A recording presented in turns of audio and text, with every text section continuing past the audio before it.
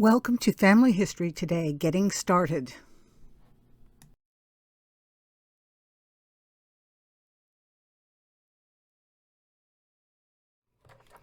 My name is Judith Heyman, and I've been doing genealogy for the better part of 25 years. So I've learned one or two things that I hope I can pass on to you.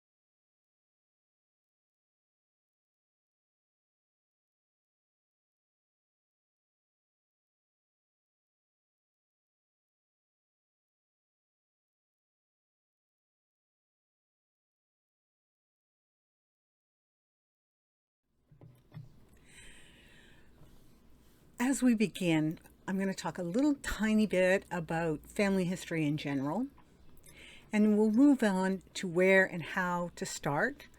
We'll make a tree. We'll talk about finding records. We'll talk about the importance of proof, and then I'll just touch a little tiny bit on DNA.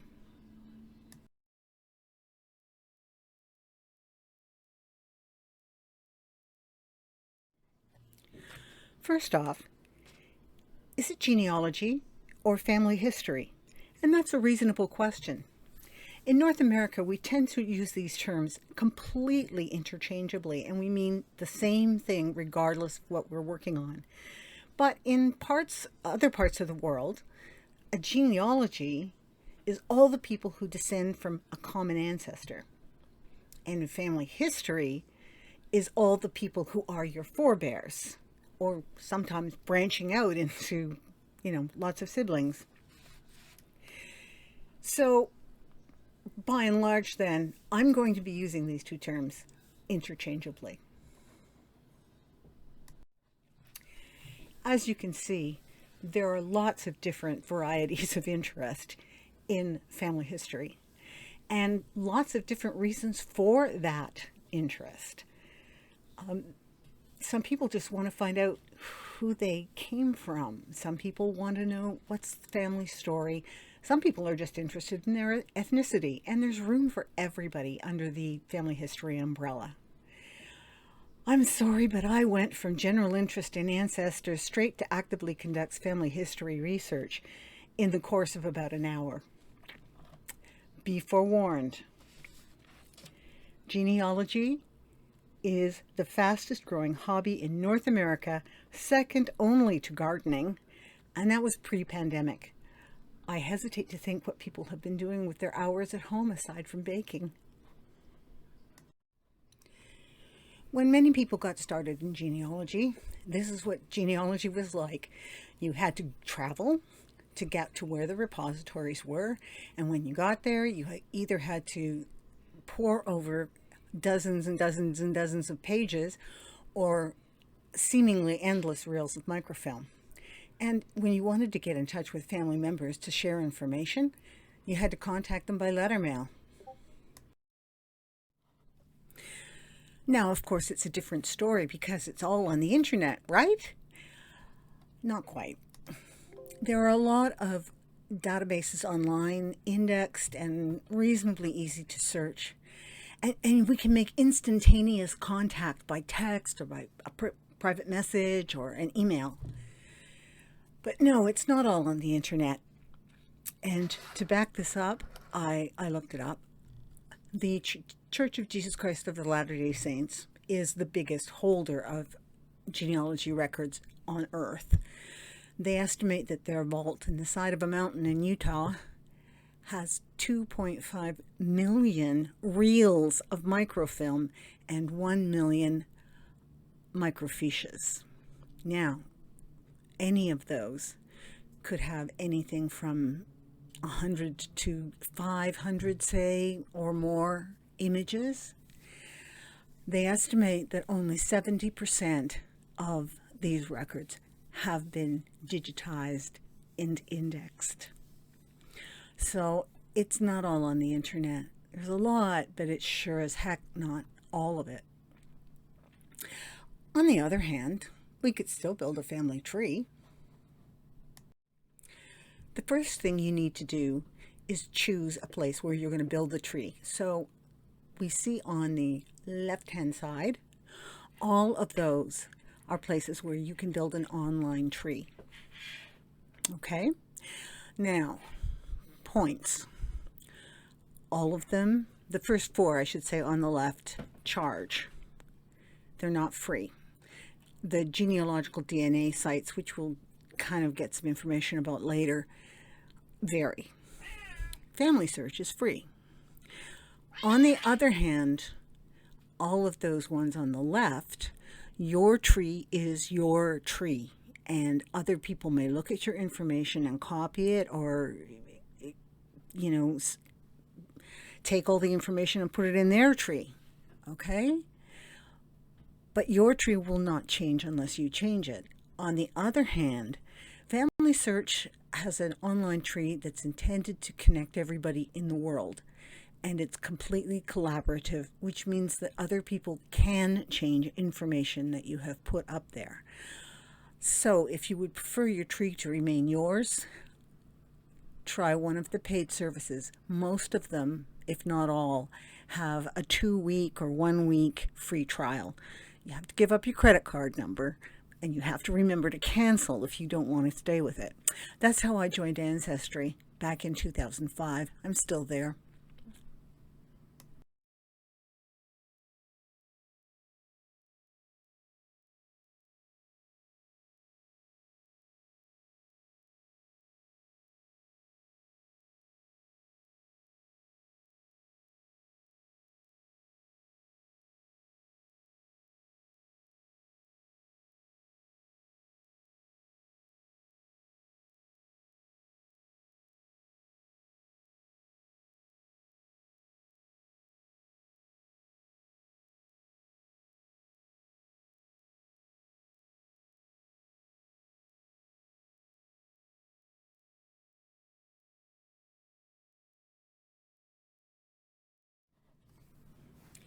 So in general, this is what the wisdom of all genealogies I've ever come across have said. Start with yourself. Now, there would be exceptions to the rule. For example, I did a little project on Sir John A. Macdonald a few years back. So I started with Sir John A. Macdonald. Normally, when you're doing a tree for yourself, you need to start with you. And you go one generation at a time, you, your parents, your grandparents, etc. And you're going to use the material that you already know, because theoretically you know your birth date and your marriage date, if that applies, and you may know birth dates and death dates and marriage dates for your parents. You may know them for your grandparents. But you have to work a generation at a time to have it all make sense. So look, you know, if you can find anything at home, photos, documents, they're great. You ask the relatives that are living, that's all great. But eventually you have to actually start the tree. So in order to create a tree on Ancestry, you go to the home page. You're going to slide over the next word to trees, click on that, and you'll get a drop-down menu. At the bottom of the drop-down menu is Start a Tree.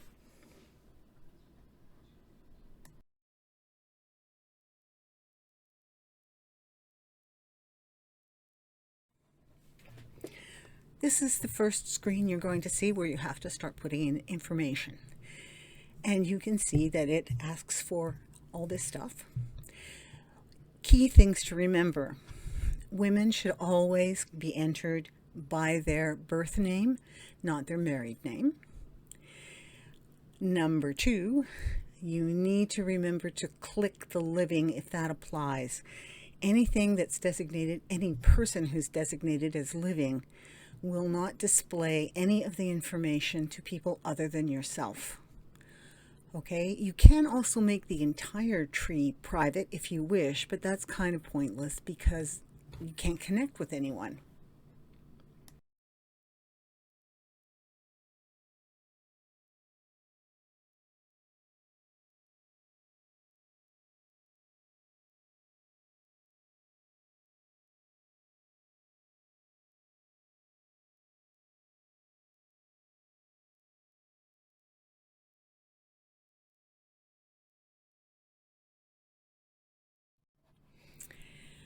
as you work through your grandparents, great-grandparents, etc., you'll find that a whole bunch of these little green leaves start popping up.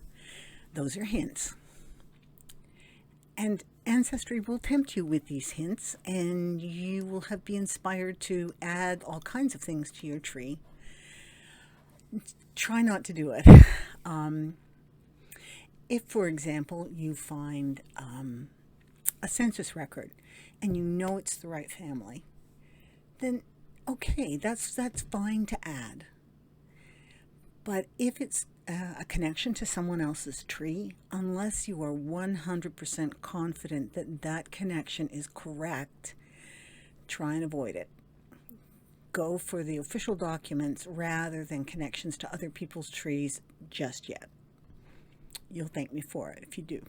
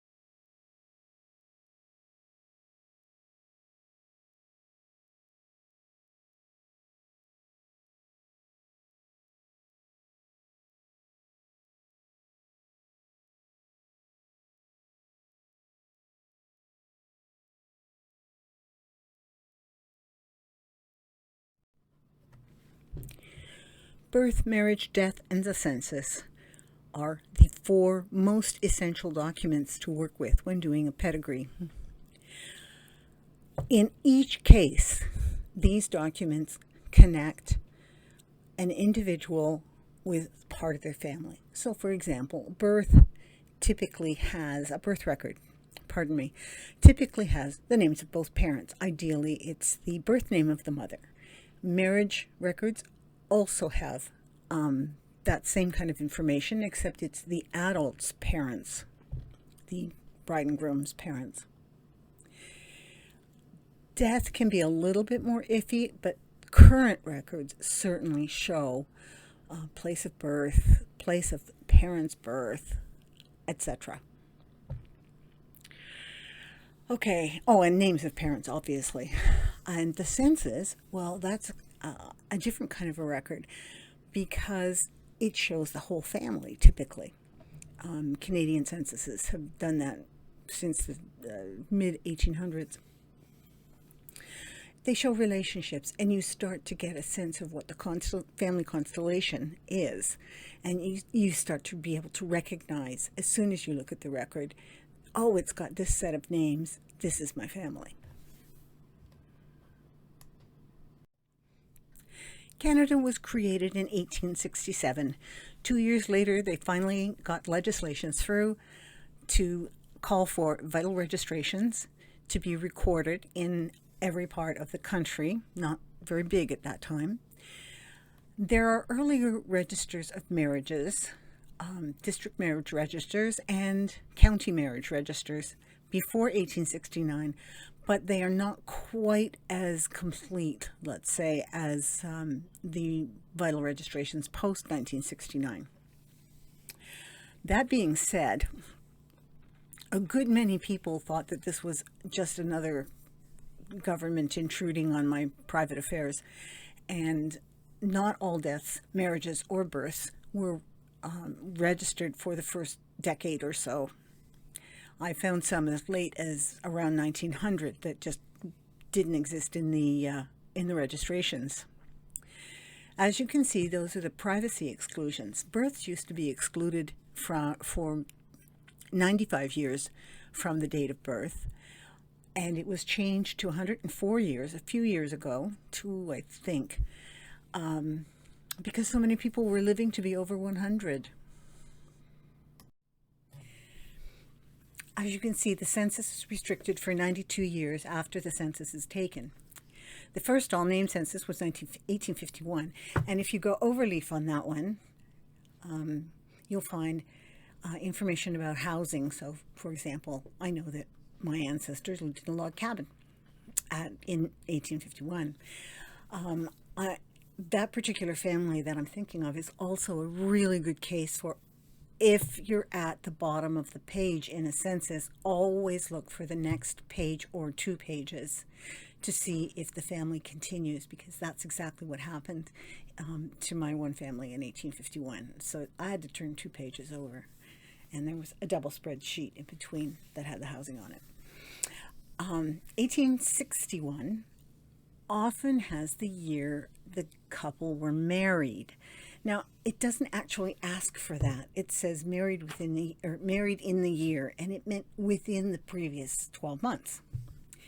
But a lot of people misinterpreted it, and so it's a serendipitous kind of a finding that you get a year of marriage sometimes when you have no other idea when it might have happened. 1871 was the first true national census because it was the first one after Confederation.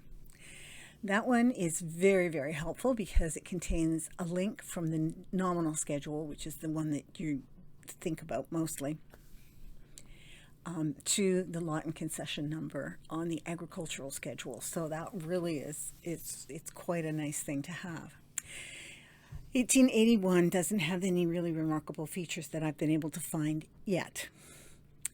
1891 has the birthplace of mother and the birthplace of father, so that's very handy too. In 1901, the 1901 census, you get the full date of birth and the year of immigration to Canada. Okay, 2 useful milestones to be able to record. 1911 has the month and year of birth. Again, you can kind of compare them and verify. It also has information about income. And in 1921, again, it gives the lot and concession number, except it gives it on the nominal schedule, the one that just has names, or well, has mostly just names. All of the Canadian censuses, right back from 1851 on, assess religion, and so that they have counts on religion, and that's one of the places you can look to see where to look for other kinds of records. So, they all have occupation, age, marital status. A number of these ones have schooling, children going to school, etc. So all interesting things to know about your family. And here are some of the other records that you might find. Petitions for land are typically for United Empire Loyalists who came to Canada in the wake of the American Revolution, sometimes fleeing the American Revolution. You can look at religious records for that. You need to know the religion, which you can pull off the census. There's a huge variation in the availability of religious records. Some churches are really stingy about sharing them. I use the word advisedly. And others are very, very easy to access.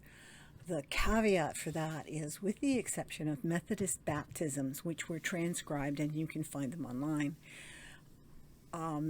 most everyone else, the records are in their archives, their national or regional archives. For the United Church, it's national. For Presbyterian, it's national. For the Anglican Church, it's by diocese, etc. Okay? For Catholic churches, it's by diocese as well. And a lot of churches say, but we're not in the business of helping you with your genealogy, so, you give them a generous donation and thank them. Anyway, immigration records do not exist to access. Okay? What you get instead are the passenger lists, and I'll come back to those later. Immigration and naturalization is held private. I have records of naturalization, but it's because they're the originals given to the family. Land records are also useful, and in some cases you will see a will is attached now, not typically online, but a will can be attached to a land record. And that's the case of farmers who basically whose greatest asset to leave was the land. Okay, so I have one of those, just one. Wills. So many of my ancestors died intestate, and so many of them were not given the appropriate follow up because that's supposed to be an intestate, administration of an intestate property, belongings, whatever. On the other hand, that was where I found a key name for my UEL search. Newspapers of the past are fascinating. There was a plethora of small newspapers in the whole of Wellington County. There were all kinds of them, and for that I would recommend the Wellington County Museum and Archives. The Guelph Public Library has a really good collection for the Guelph Mercury, but for the small newspapers, I suspect you will find it easier. The Archives is a beautiful place, and it's a wonderful place to go and do some genealogy for an afternoon. Telephone directories are non-relevant until 1878, when the first telephone exchange opened in Hamilton. Passenger lists, 1865 to 1935. They're highly variable in quality.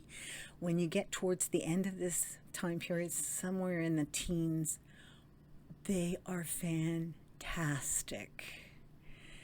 Okay. My father arrived in Canada in the early 1930s. The amount of detail that went into the passenger record was truly astounding. You can try for school records. They can be a little iffy. Boards of education don't keep everything forever, so if they're not found among your belongings somewhere, you may not get anything, but it's worth looking. Occupation is always a fun thing to research. My grandfather started out a farmer. He ended up being a section foreman for CNR. It was CNR then, CN. My other grandfather, I found him in 1901 in what is now Brown's in Dublin, which is a huge department store.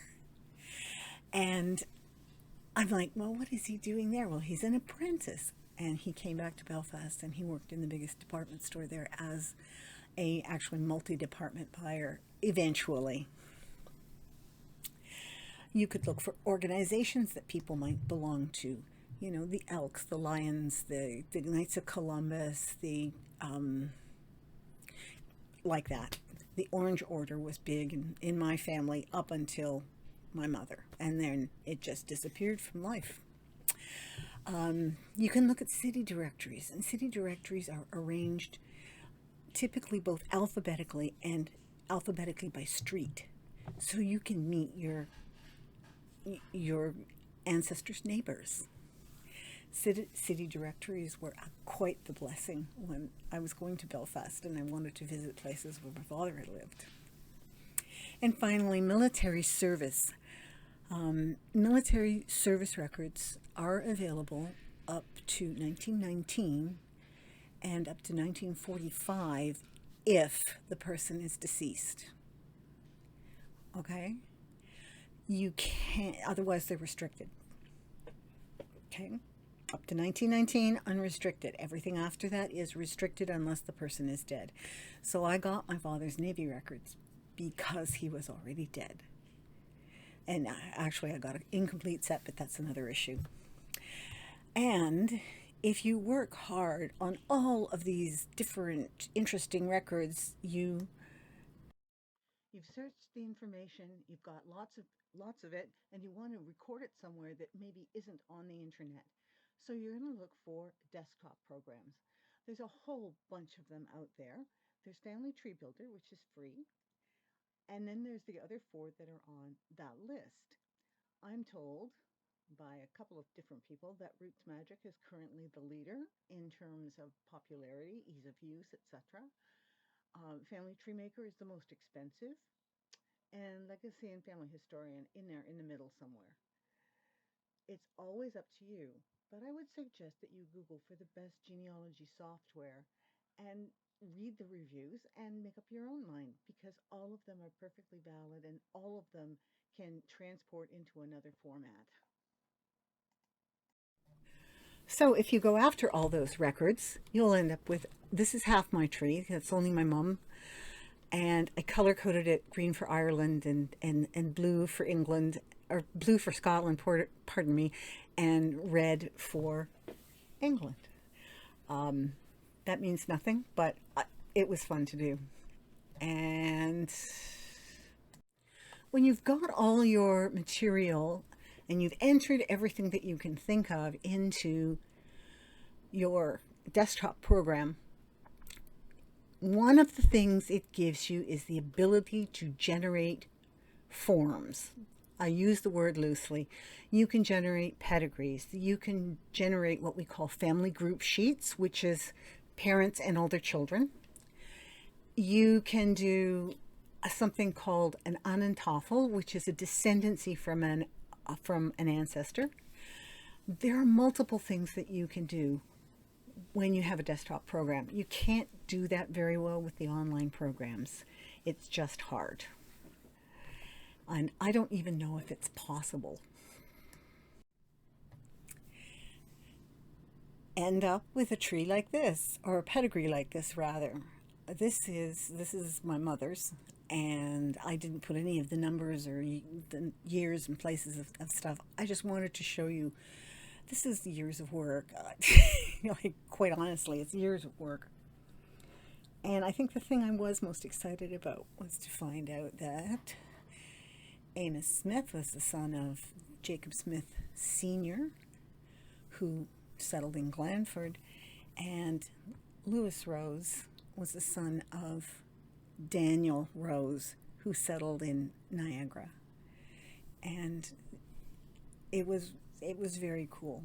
It was very cool because one is the maternal line, the other one's the paternal line, and my grandmother knew nothing about it.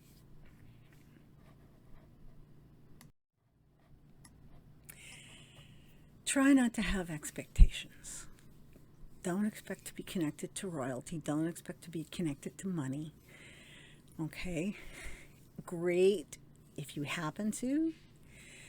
However, also be prepared for some shady characters somewhere in your past.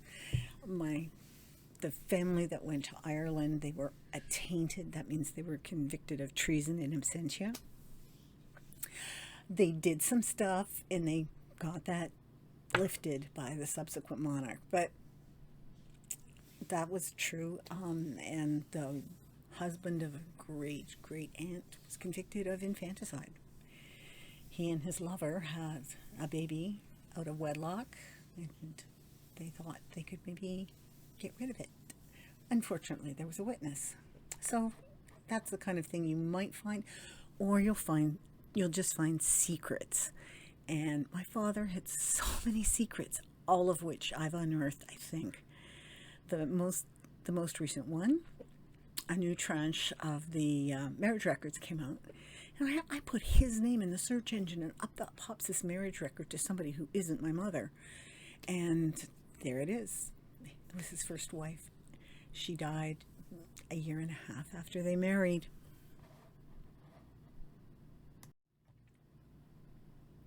It's entirely possible to make a tree, a very complicated and well-populated tree, with no proof. You can do it, but what's the point? Because nobody else will believe in your tree. Okay? So attach the birth, marriage, and death records, and attach the census records and other records that you can get, so that people know that you're doing your best. Let's put it that way. And I've always loved the fact that they call it the GPS because, directional thing, right? The genealogical proof standard. So to be credible, you should have at least one really accurate citation. Ideally is 3. For certain situations, you might get really, really, really obscure documents because that's all that's available. And you have to look at it and say, is this evidence reliable? One tree that has a whole bunch of my family members in it has this guy being born in Tennessee, going back to Ireland to get married, and then coming to Canada. And this is in the 1700s. I don't think so. I truly don't think so. In any case, we have no indication who that particular person was. So they just made up a story, and, it's just don't lead somebody else astray.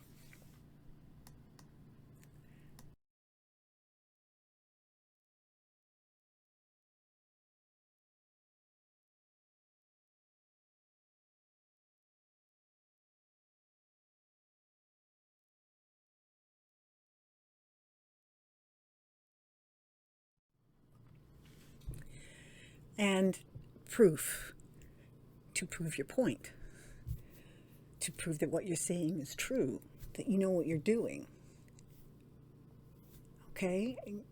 There's a classic cartoon that I can't use for a YouTube video that has a minister bending over the belly of a pregnant woman, baptizing the child because the baptismal record says baptized May 5th, born May 15th. And who made that mistake? Okay. There are always mistakes. It's just going to happen.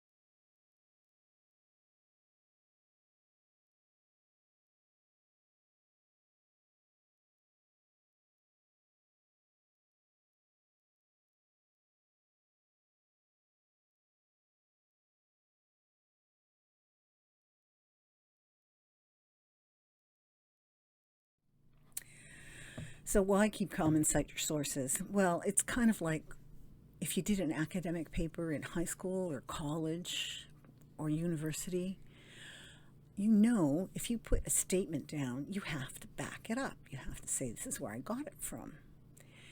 And that's exactly what this is.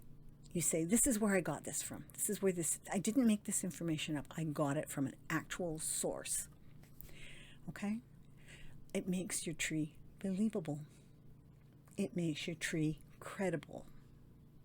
I guess believable and credible are basically the same thing. So look at this source this citation from Ancestry. It's for the 1851 census. It says census place blah blah blah, and Ancestry.com 1951 Census of Canada, original data, there it is, from Library and Archives Canada. And what you're looking at when you look at the actual image is a picture of a picture of a picture. Okay? And that is acceptable in place of an original.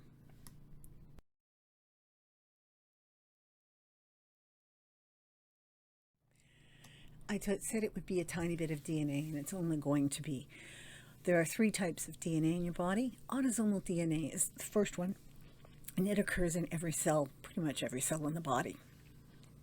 So it's the basic one that we do.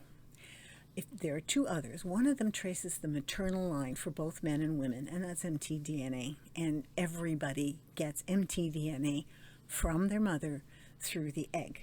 Okay, sperm doesn't have a whole lot going on except for the DNA. But the egg has to be able to nourish a fertilized egg for several days before it implants in the wall of the uterus. So mtDNA is the energy engine of the cell, and it provides nutrients. Then there's Y-DNA, which gets passed down from father to son. It does not go to daughters because daughters don't have Y chromosomes. So with mtDNA and Y-DNA, you can trace your line like back hundreds, if not thousands of years. And you may not get anything particular, but you might. Okay? I believe it was Y-DNA was used to prove the relationship between Thomas Jefferson and Sally Hemings, who was his slave and bore him a number of children. These people do DNA testing. National Geographic no longer does. And GEDbatch is a good place to go with your DNA results because there are people who are really into DNA, and you can look at how you can process your DNA and compare it and get some really fine details. I am not an expert. I know exactly how DNA works because I taught physiology, but how it works in the context of genealogy is not a total mystery, but kind of out there for me.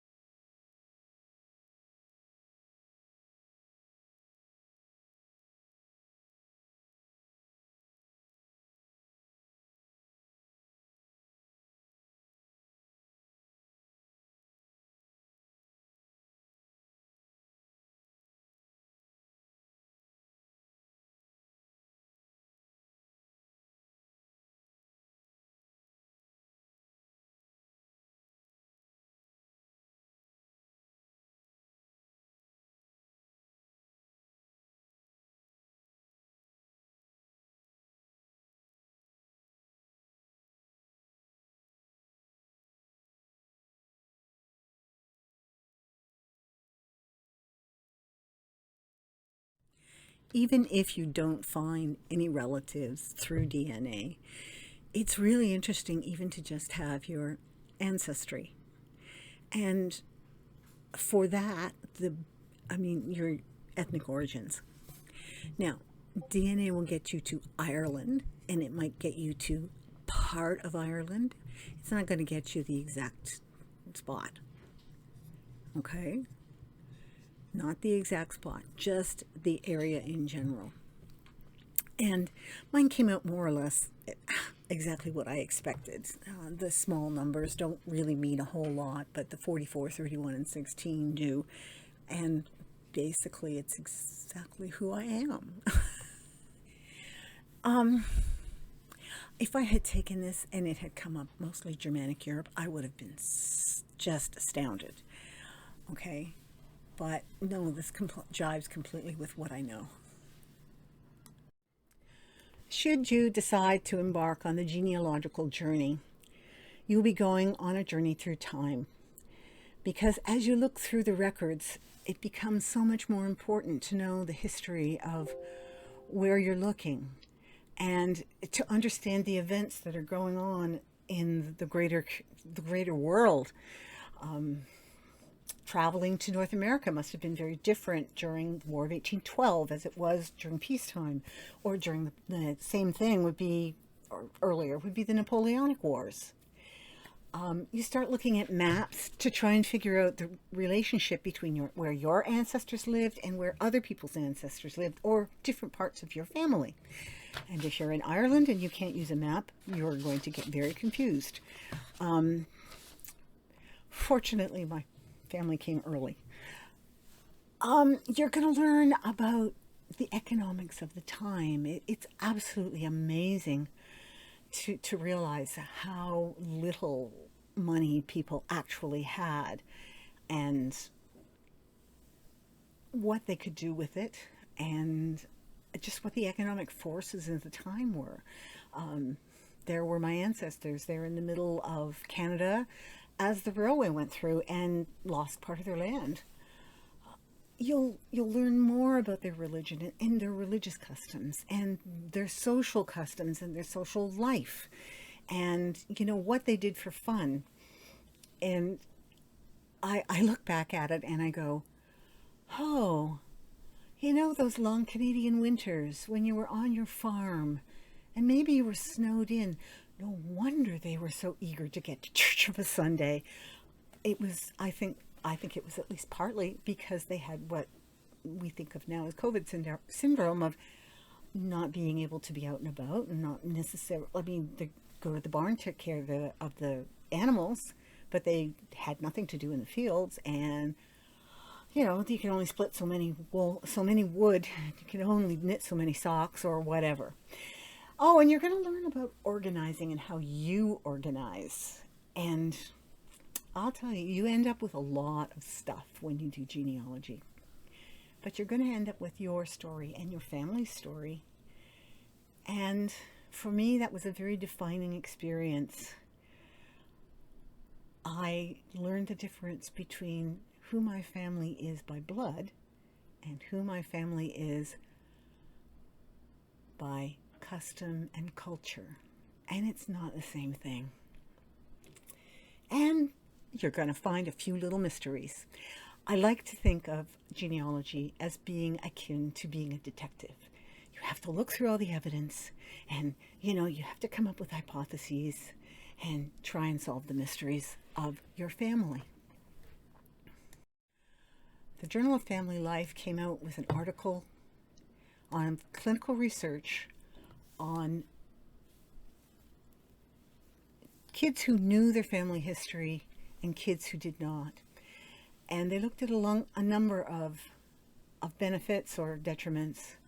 The single most important thing you can do for your family may be the simplest of all: develop a strong family narrative. What they consistently found was the kids who had a strong sense of their family narrative, their family's highs, their family's lows, what they did to be good citizens, what they did to overcome hurdles. made them more resilient. It gave them a belief that they too could do those things. And I think that that's an important thing and a wonderful thing to give to your children and your grandchildren and your nieces and nephews. Ontario Ancestors was founded as the Ontario Genealogical Society. The trade name was changed as we started to have a wider awareness of us, and fairly recently as outreach was going to the U.S. And there's the Oregon OGS, there's the Ohio OGS, there's the Oklahoma OGS. They wanted something that really described us as Ontario, so that was the trade name that they changed. I would recommend joining Ontario Ancestors, and I would recommend, if you're Ontarian, of course, or if you have an interest in Ontario. But what's being suggested is try and join a branch that's where you live. So, for example, I live in Hamilton. I belong to Hamilton branch. But where are you researching? Well, I'm researching Wellington and Dufferin. Dufferin County doesn't have an OGS branch, so Wellington takes care of some of it, and Simcoe County takes care of the rest of it. And so I joined Wellington County branch because I didn't know that I had Dufferin relatives. I thought they all came from Wellington County. I was wrong. See, you get surprises. So anyway, our branch has been around as solely the Wellington branch for 20 years. So it's OGS's anniversary, and it's our anniversary too this year. And we do 8 meetings a year in person, hopefully in the fall. They've been on Zoom all year, and there are three or four newsletters every year, and there's our website and this presentation, and the